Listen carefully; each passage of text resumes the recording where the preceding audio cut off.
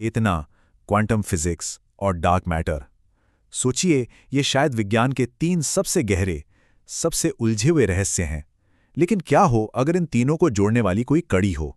कुछ सिद्धांत ऐसा दावा करते हैं। चलिए आज इसी दिलचस्प दावे की गहराई से पड़ताल करते हैं। ये सवाल सुनने में ही कितना बड़ा लगता है ना? अक्सर फिल्मों में, कहानियों में और कुछ बहुत साहसिक सिद्धांतों में ये बात उठती है। क्या हमारी चेतना का, हमारे होने के एहसास का क्वांटम की उस अजीब दुनिया से कोई रिश्ता है? और क्या इन दोनों का ब्रह्मांड के उस विशाल, अनदेखे हिस्से यानी डार्क मैटर से भी कोई लेना देना है?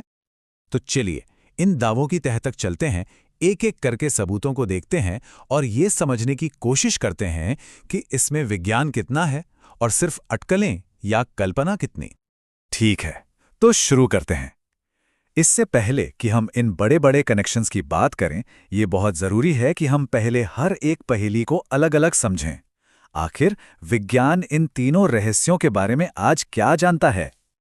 तो सबसे पहले चेतना, ये है क्या?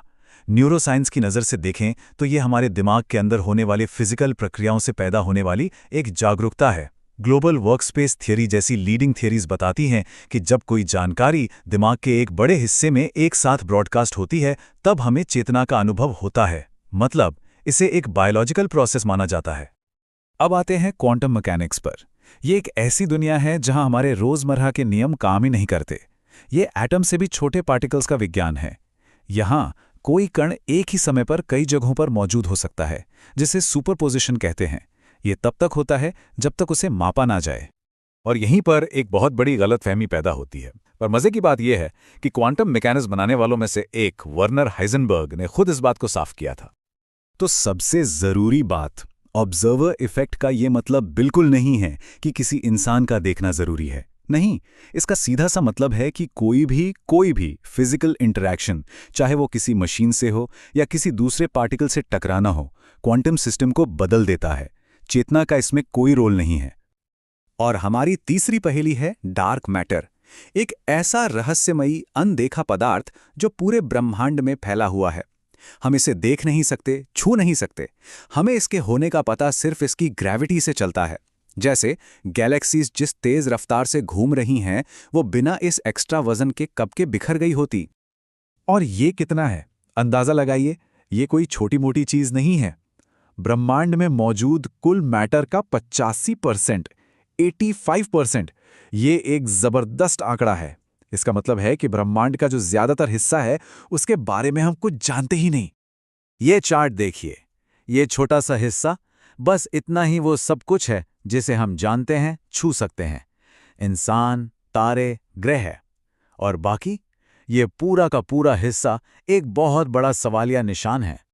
तो अब जब हमने तीनों पहेलियों की जमीन तैयार कर ली है, चलिए पहले बड़े और सबसे विवादास्पद लिंक पर चलते हैं। क्या हमारा दिमाग एक क्वांटम कंप्यूटर की तरह काम करता है? इस आइडिया के पीछे जो सबसे मशहूर थ्योरी है, उसका नाम है ORC-OR मॉडल। इसे जाने माने फिजिसिस्ट सर रॉजर पेनरोज और एनेस्थीजियोलॉजिस्ट स्टुअर्ट हैमरऑफ ने मिलकर बनाया है। ये थ्योरी कहती है कि चेतना हमारे न्यूरॉन्स के अंदर मौजूद बहुत ही छोटी प्रोटीन ट्यूब्स में होती है, जिन्हें माइक्रोट्यूब्यूल कहते हैं, और ये क्वांटम लेवल पर काम करती हैं।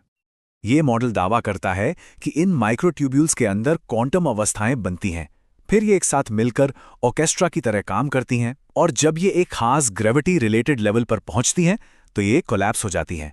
और यही कोलैप्स उनके हिसाब से चेतना का एक पल है। लेकिन, और ये एक बहुत बड़ा लेकिन है, ज्यादातर साइंटिफिक कम्युनिटी इस थ्योरी को शक की नज़र से देखती है।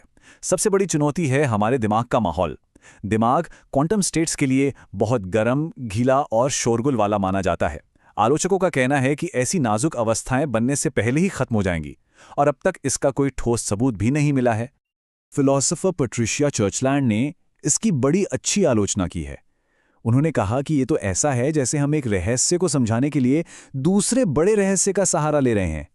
ये कहना कि दिमाग सिनैप्स में पड़ी जादुई धूल की वजह से काम करता है, ये हमें ये नहीं बताता कि क्वांटम कोलैप्स से हमें नीले रंग का अनुभव कैसे होता है। चलिए अब क्वांटम मन वाले आइडिया को छोड़कर अपनी जांच अरुख अगले कनेक्शन की तरफ मोड़ते हैं। क्या क्वांटम फिजिक्स और डार्क मैटर के बीच कोई गहरा कॉस्मिक रिश्ता है? यहां पर जो सच्चाई है वो थोड़ी कम नाटकीय लेकिन ज्यादा सीधी है। देखिए, क्वांटम फिजिक्स डार्क मैटर से किसी रहस्यमयी तरीके से नहीं जुड़ी है। असल में ये फिजिसिस्ट के लिए एक टूल है, एक गणितीय भाषा है जिससे वो डार्क मैटर को समझने की कोशिश करते हैं। वो क्वांटम फील्ड थ्योरी का इस्तेमाल करके डार्क मैटर के संभावित पार्टिकल्स के मॉडल बनाते हैं। तो असल में हो क्या रहा है? साइंटिस्ट विम्स और एक्सियॉन्स जैसे असली टेस्ट किए जा सकने वाले पार्टिकल्स की खोज कर रहे हैं। ये एक प्रॉपर फिजिक्स की प्रॉब्लम है, कोई फिलॉसफिकल खोज नहीं, जिसके लिए दुनिया भर में जमीन के नीचे डिटेक्टर्स लगाए गए हैं और बड़े बड़े एक्सपेरिमेंट्स किए जा रहे हैं। और आखिर में हम आते हैं सबसे अलग तरह के कनेक्शन पर। यह कोई साइंटिफिक थियरी नहीं है, बल्कि इसे एक फिलॉसफिकल नजरिया कहना ज्यादा सही होगा, जो फिजिक्स की भाषा को एक मेटाफर की तरह इस्तेमाल करता है। यह नजरिया क्या कहता है? यह डार्क एनर्जी को शुद्ध चेतना और डार्क मैटर को शुद्ध मानसिक अवस्था की तरह बताता है। अब यह साफ है कि यहां फिजिक्स की भाषा का इस्तेमाल एक रूपक की तरह हो रहा है, एक ऐसे विचार को बताने के लिए जो विज्ञान के दायरे से बाहर है। यह एक तरह का पैनसाइकिज्म है, यानी यह मानना कि चेतना ब्रह्मांड की एक बुनियादी खासियत है। तो इतनी सारी बातें समझने के बाद इस पूरी जांच का निचोड़ क्या है? सबूतों के तराजू पर तौलने के बाद हम किस नतीजे पर पहुंचते हैं? और नतीजा बिल्कुल साफ है। आज की तारीख में मुख्य धारा का विज्ञान इन तीनों चीजों, चेतना, क्वांटम मैकेनिक्स और डार्क मैटर के बीच कोई भी साबित हुआ कारण और प्रभाव वाला लिंक नहीं मानता। तो आखिर ये कनेक्शन टिकते क्यों नहीं? पहली बात, फिजिक्स की गलत समझ। ऑब्जर्वर इफेक्ट दिमागी नहीं बल्कि एक फिजिकल चीज है। दूसरी बात, बायोलॉजी में सबूत नहीं है कि दिमाग क्वांटम लेवल पर काम करने के लिए सही जगह है। और तीसरी बात, जो ग्रैंड थ्योरीज हैं वो साइंटिफिक कम फिलोसॉफिकल ज्यादा हैं। तो हम इस पूरी बातचीत को एक गहरे सवाल पर खत्म करते हैं। ये रहस्य हमें खींचते हैं क्योंकि हम इंसानों में हमेशा से गहरे अर्थों और जुड़ाव खोजने की एक चाहत रही है।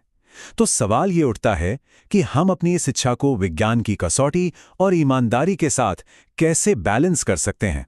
ये एक ऐसा सवाल है जिस पर सोचने की जरूरत है।